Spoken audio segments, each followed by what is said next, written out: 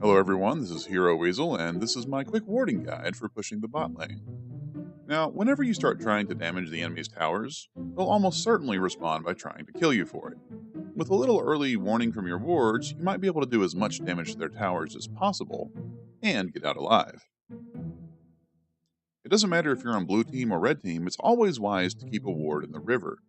This helps to protect against roaming mid laners and jungle ganks.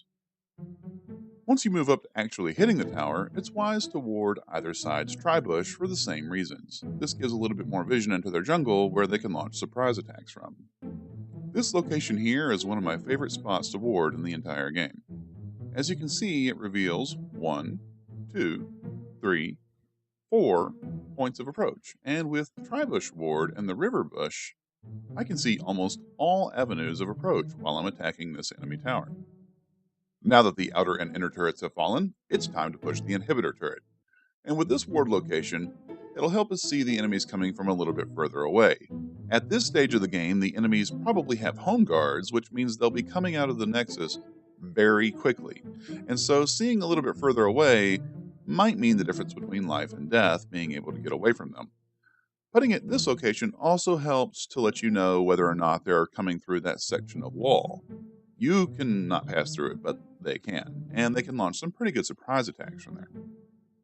Now that we've covered blue team, let's go ahead and do red team pushing. For the same reason as mentioned earlier, you'll want to keep the river bush warded as much as possible. In the early game, this will help protect you against roaming mid laners and enemy jungler ganks.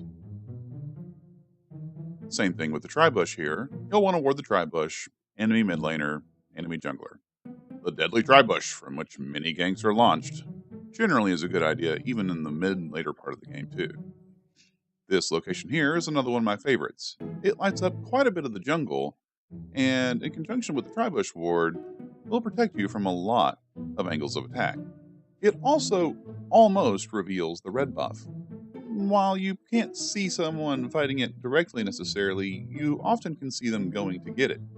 Or if they fight it in the opening of the red buff camp, you'll be able to see them there doing something, while you can't quite see whether or not they've killed the red buff. And finally, of course, we ward this section of wall. This will help let us know whether or not someone's going to make a surprise attack from that section of the wall. I've gone through these warding locations fairly quickly, but they're all designed to give you early warning. If you kind of keep an eye on your mini-map while sieging a tower, they'll help you know when it's time to go. Now, I've shown a lot of warding locations, and one person can't put down all of those wards. So sometimes you'll have to decide which ward you're going to put down if you only have the one. Usually you want to put the ward down closest to the tower you're pushing, and often the previous ward of the previous tower, because the deeper you push into the enemy's lane, the more likely they are to be able to come up behind you.